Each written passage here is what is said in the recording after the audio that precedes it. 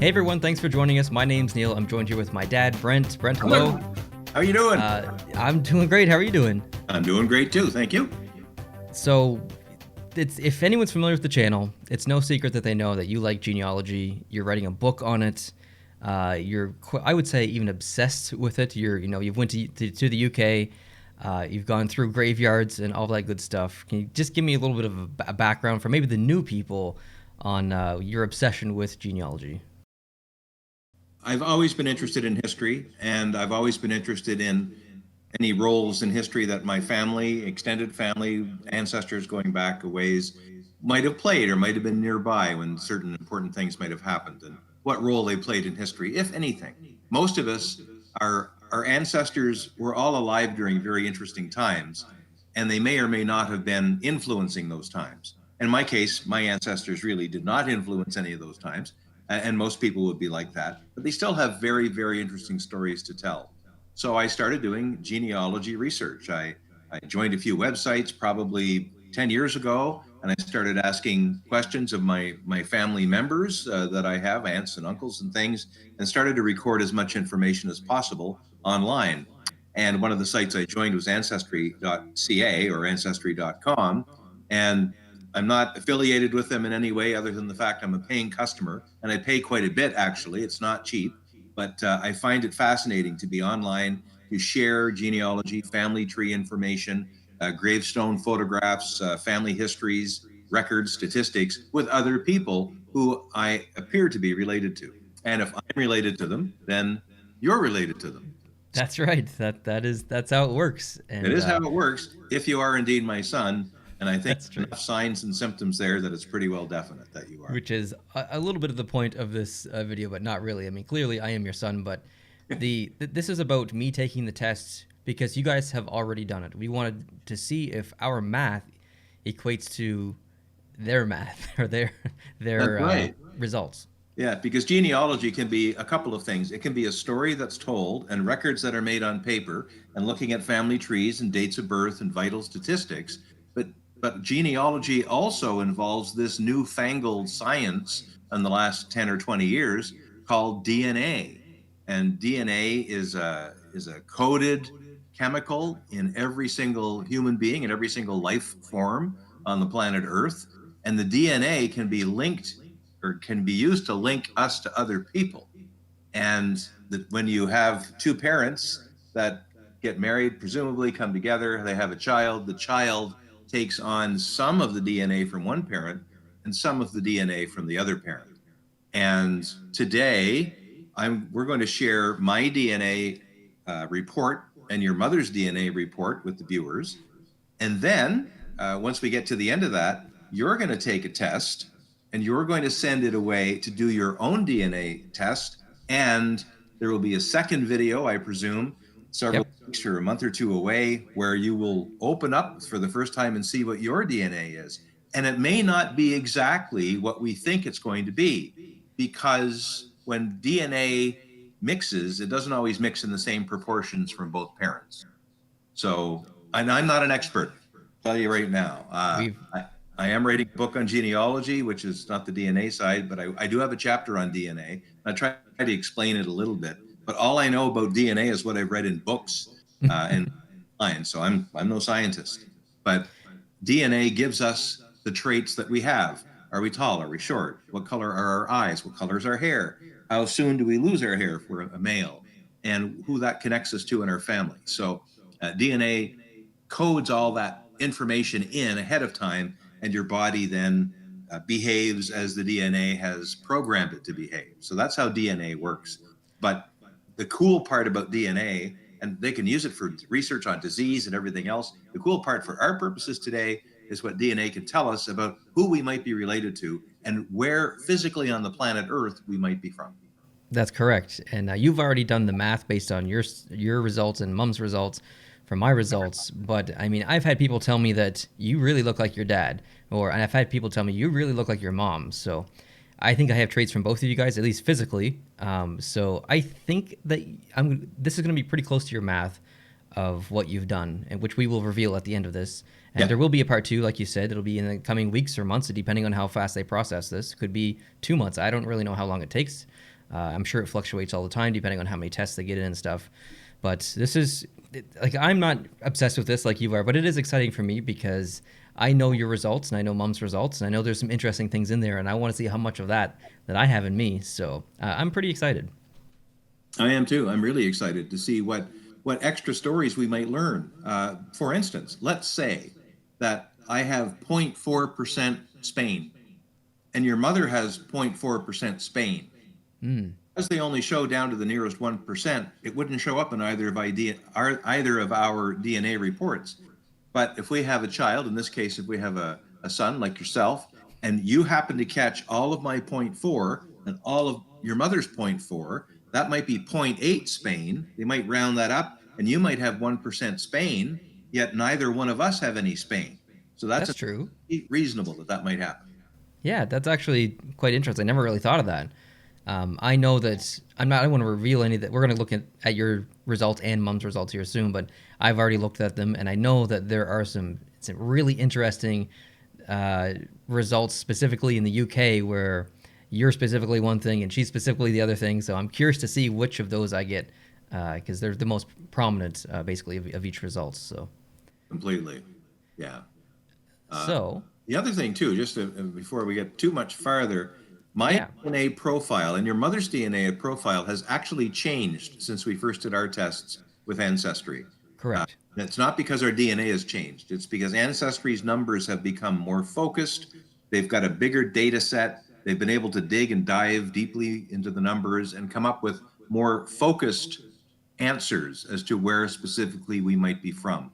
When I first got my test back, I was 38% British, or the Great Britain, the island of Great Britain, which is England, Scotland, and Wales. And that's Mm. all they knew. I was 49% Ireland, and that was all they knew. And I had a scattering of other things. That profile has changed dramatically in the years that have passed since that first test was done. My profile has changed, and your mother's profile has changed, and we can have a chat about that too when the Yeah, numbers. totally. Yeah, it's interesting stuff. It's almost like I don't know, uh, astronomers looking for new stars and stuff, and just the more data that you get, just the more that you know. So Exactly. it's cool stuff. I'd Exactly. like to start off with mums if that's possible. Sure. That's great. Okay, so I'll bring it up here, and then you can take me through it. All right. So your mother, as you can tell from the colorized map, and there's some changes here that I'll alert you to. But the last time she did a DNA, or the last time the DNA profiling was done by Ancestry, and we got a report, your mother was basically 98% British Isles and about 2% Northwest Europe or something. And that, so it was almost entirely British Isles. Wow. Oh, suddenly, out of the blue, we had no knowledge of this ahead of time. She shows up with 2% Norway, 2% Sweden, Heck yeah. 14% Ireland. Now it's 25% England and Northwest Europe, and 57% Scotland. This is, I think, very interesting because your mother's maiden name is Price, Price, and that's commonly known to be a Welsh name. Price comes from Ap Rhys. Rhys used to be someone's first name, Rhys, and Ap was son of.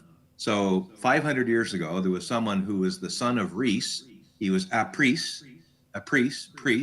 Price, whatever. So now it's Price. Hmm. It was all Welsh, but now in this profile, there's no Welsh, which is a little mind-boggling. We're Well, I absolutely mean, positive that your mother has Welsh heritage, but right now in this report, it's not showing up. yeah, I remember you telling me or her telling me like she has Welsh blood in her. She's like, like almost a purebred Welsh, but it's this says otherwise. This does say otherwise right now. And again, as the numbers refine and further develop, this could change and change further and further because right now they've got England and Northwest Europe.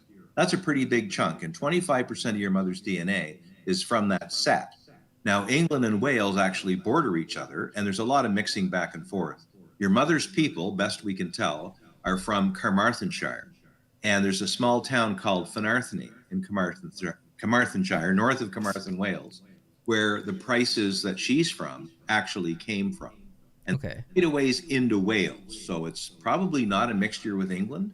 But when you just have one parent who brings that family name down through generations and generations and generations, what might happen is all of the Welsh DNA evidence fades away, but the Mm-hmm. only thing you have left is the last name.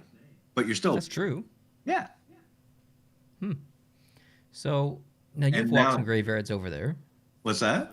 You've walked some graveyards over there. Oh, I've walked some graveyards over there, and for sure. And Where I've walked specifically did some, you walk around? Was it Scotland? yeah, Scotland in particular.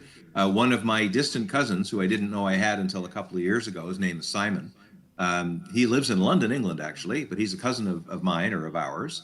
And we're related to the same, one of the same ancestors in southern Scotland, in southwest Scotland, in Dumfries. And he went there several years ago and walked the graveyard and found what we thought was the gravestone of our fifth great grandfather. So when I was in Scotland last year, I went to the same graveyard. I looked at the photographs that Simon took. I found the stone and I took pictures of it. In fact, I put it on my YouTube channel of me finding my fifth great grandfather's stone, thanks to Simon doing the work ahead of time and finding Mm. this stone before I could.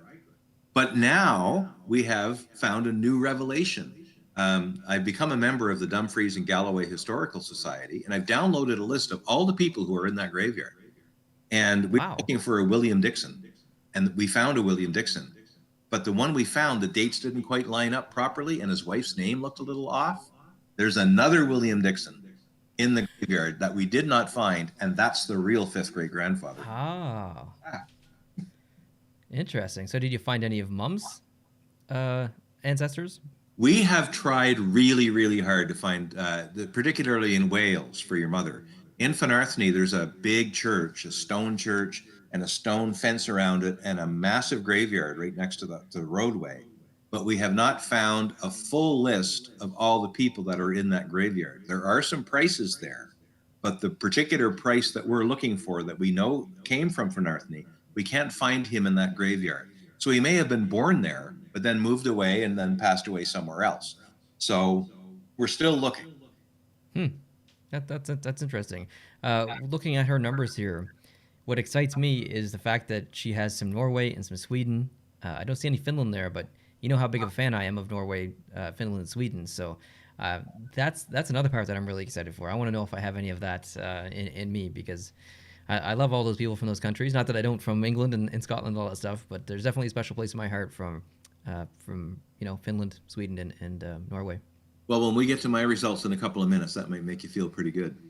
Oh, Yeah. But right now, I think for anyone who has a mostly like Anglo-Saxon, British Isles heritage that they know of, if they see Norway, Finland, or Sweden, or Denmark even in their DNA, there's a decent chance that came from Vikings or other immigration from that part of Europe into England back hmm. in the day, back around 800, 900, 1,000, 1100.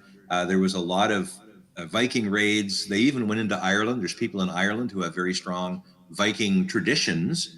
And of course, the Northern Isles of Scotland, they belonged to the King of Norway until like 16 something or other. So Hmm.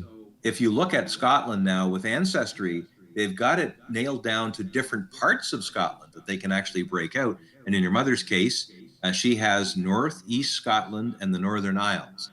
So that's up near Wick. It's up near where some of our ancestors are, my ancestors are. And it also includes the Shetland Islands and up around Orkney. Uh, Possibly. It's just kind of a big zone there, and you can see that on the map. But she Right. has Scottish Islands and Highlands, which is more on the west coast of Scotland.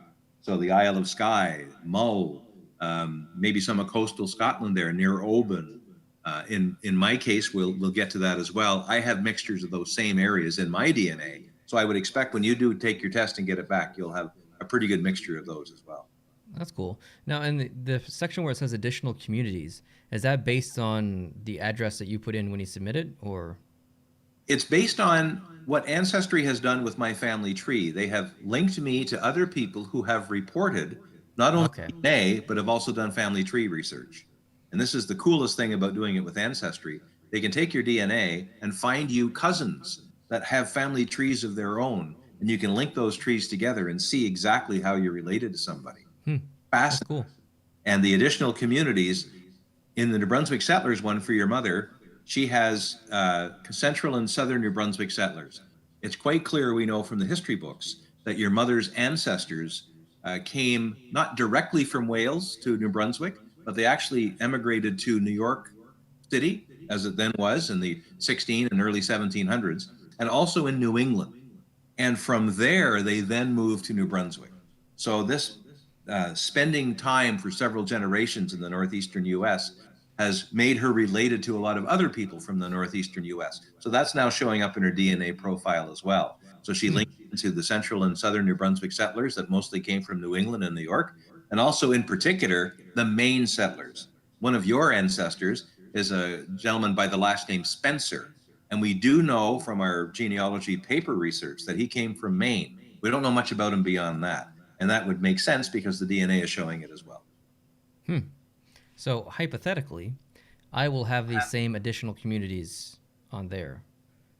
Hypothetically, you will, with the understanding that you may get all of that and none of mine in that particular chromosome, in which you'll show that same profile, or you may show a lot less of that and more of mine, depending on what other chromosome it came from. We have 23 chromosomes, and they Okay. have different codes of information all along those chromosomes.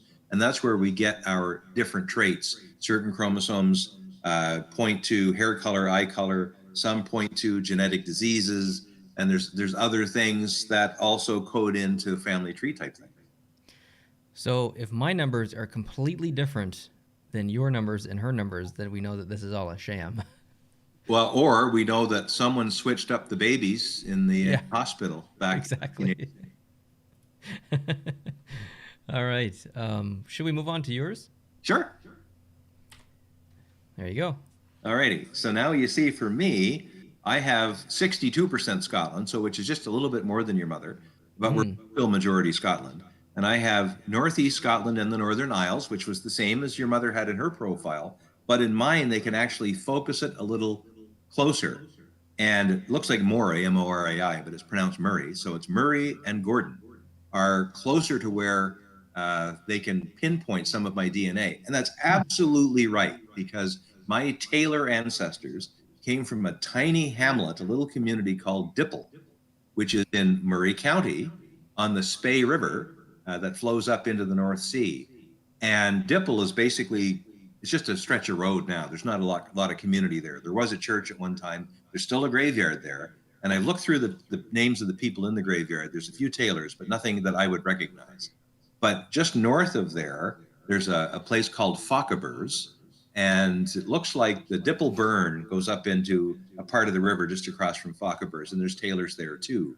So the best I can tell, and I didn't visit this because that particular travel day was a little crazy, and we zipped on through in the A96. Long story, but I want to go back there very badly and visit the graveyards in that area to try to track down maybe some living ancestors they have up around Elgin, Scotland, Elgin, Lossiemouth, Fauquebers in that area. So that all makes perfect sense. That's interesting. And as time goes on, like you said, this will get more refined. So something else really specific might pop up in there as well. So that's kind of the cool thing, that you do it once, but then it might morph over time and you might learn more. So I'm That's, excited. that's exactly right. You just take the test one time. Your DNA doesn't change. It's you from the time you're born to the time you die, unless you get a major bone marrow transplant or something. And so when these things change, it's just because the science is getting better. So it's awesome.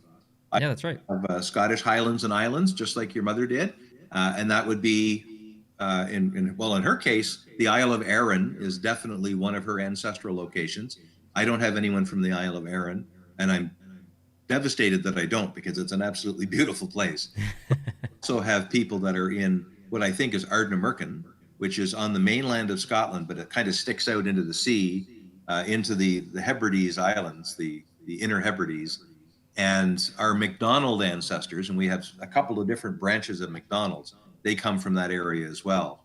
I'm still working hard to try to pinpoint exactly where in Scotland the specific MacDonalds came from, because there's like a billion McDonald's around. So it's pretty hard, more precise than that. For someone from Canada, you seem to know Scotland quite well. So clearly you've done your research, and clearly this is an obsession. You're saying names that I've never even heard of before. So I Maybe. know that you talked about us going over as a family sometime in the next couple of years. Obviously, COVID has kind of put a Yeah. hamper on that a little bit, but I'm looking forward to knowing 10% as much as you do once we get over there, seeing these places for the first time, understanding where they are in relation to other things in Scotland and Ireland and all this stuff. So it is cool. It is extremely cool. And I did a lot of research before we went over last year. And I can literally say that for every minute I was awake on our whole trip, but particularly in our trip through Scotland, I have a laser recording in my brain. I was switched on the entire time. Wow.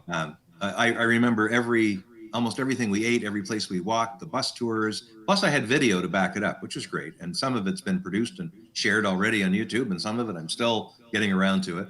But I have a great travel log and a great record of what we saw, where we went, and now I know more fully what we didn't see and what we need to go to that we missed out on Mm, last time. So we saw a lot in our trip, but we didn't see 1% of what we really should have been looking for. So I can't wait to get over again. I can't wait for you to come with us so we can all share this together, because I think it'll build memories and interest in you. When I was your age, I didn't have a fascination for this either. But as you get older and closer to the end of the road, uh, not to get morbid about it, you start to think more about what life is all about, where you came from, what are you leaving behind? When people go to research you in 200 years, what are they going to find? Are they going to be proud of you or happy with what they find? So those things start to burn away in your brain, and it becomes important for, I think, everybody that can. Not everyone can do this. I appreciate we're very lucky, but to celebrate our ancestors, celebrate our heritage, and find out more about them and honor them. totally. Well said. Yeah, Um, I noticed you've got some Ireland here, 29%. I do. I do. Top of the morning to you. And the very first time I did my DNA, I thought I would be 25% Ireland, because my mother has a Scottish father and a completely Irish mother.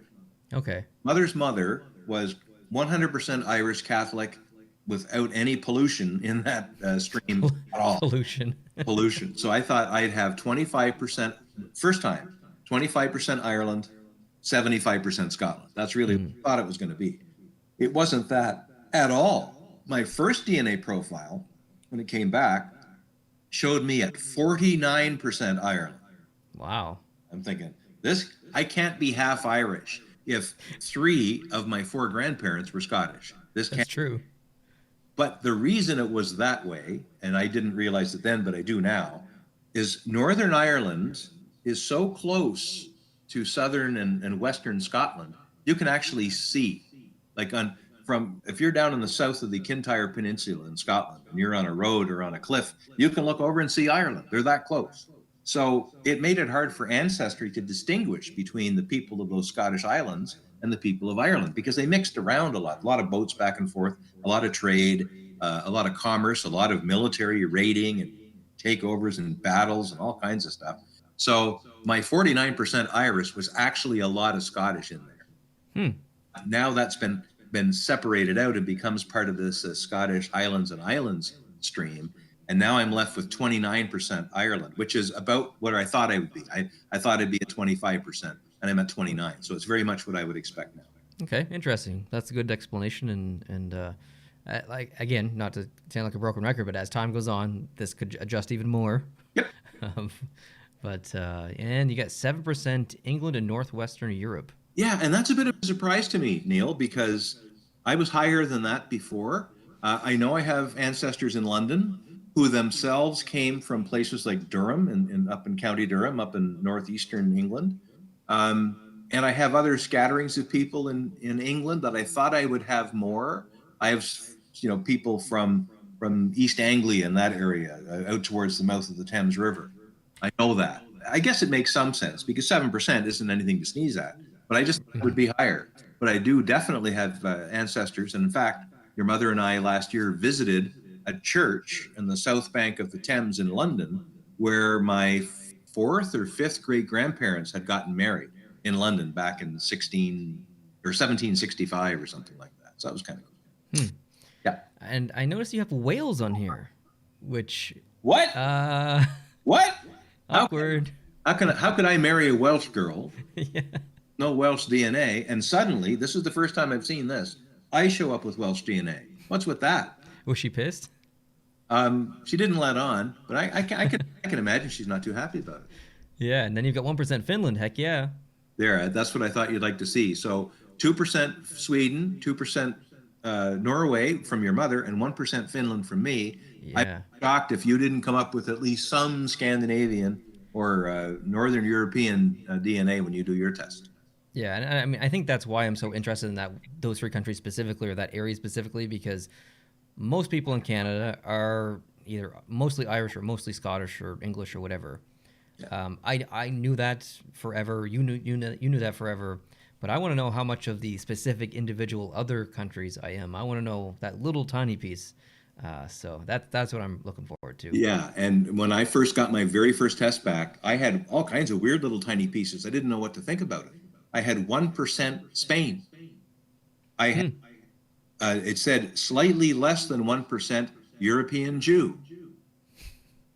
News to me. Okay. I didn't know any stories from the family where we had any connection with the Jewish people at all. But I was quite happy to see that. It gave me Hmm. a little more feeling that I was a little more multicultural than I looked. But now with this new profile, my Jewishness has disappeared. So they must have further drilled down into that data and figured out, oh, that's not Jew. After all, that's some other strain of being German or Dutch or something else. So I lost that. I also Hmm. had 2% just north of the Black Sea. I had 2% in Russia, just north of the Black Sea. And I had a little bit more in Finland. I think I'm just down to that 1% now, but I think it was higher before. Hmm. That's okay. You just can't drill in on those numbers and think they're going to be the same forever because the science just keeps rolling on.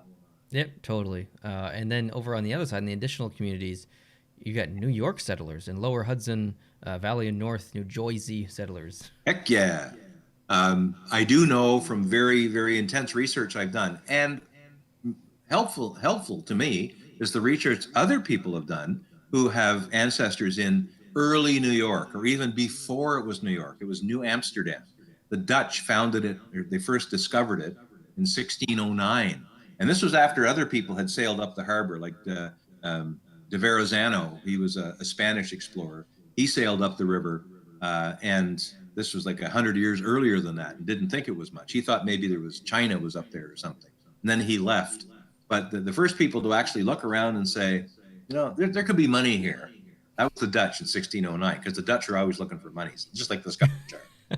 Yeah, there could be money here. So a little settlement down right in the tip of Manhattan called New Amsterdam. And they built another settlement quite a ways up the Hudson in a place called Rensselaer. And that eventually became called Albany. And now that's what it's called today. But up in Albany, you can see references to the old Dutch names like Rensselaer everywhere in the county names and rivers and things. Hmm. Thing too, the Dutch word for a stream or a brook is a kill. So you've got the fish kill, you've got the kill van Kull, you've got all kinds of names that are actually originally Dutch, and they're scattered all around New York.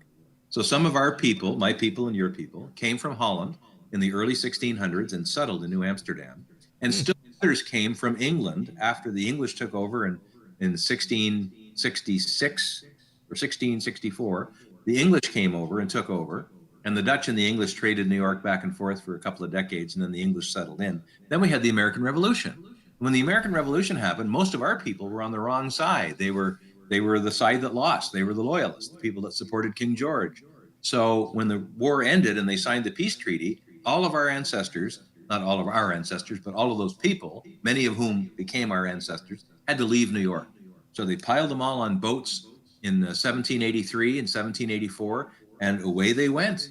And some of them went to Nova Scotia. Most of them landed in St. John and up into Fredericton and up into the Miramichi. And now that DNA comes down through to us from all these people that helped build New York in the 16 and the 1700s. Here we are. Here we are. And I And didn't say to this the at the people of New beginning. York, I say, you're welcome. Yeah, exactly. I didn't say this at the beginning, but I just want to apologize for a bit of a delay. Dad is in Prince Edward Island, Canada, and I'm in New Brunswick and Fredericton specifically. So we're doing this obviously through video chat. So there's a bit of delay on his video and his audio. So just apologize for that. But that leads us into the third slide, which is your equation. Yes. What I did was I just took the raw numbers as they are now, and I just plugged them in to give us, like throwing a dart, a guess at what Neil's numbers might be. But I'm absolutely positive they won't be this. But they'll be maybe close to this. Maybe they'll be a big surprise. I 62% of Scotland, and your mother had 57%. So the average of that would be just under 60. England and Northwest Europe, your mother had way more England than I did, but you average that out together, that would bring you out at about 16%. For Ireland, you should be about 1/5 based on her and my combined DNA.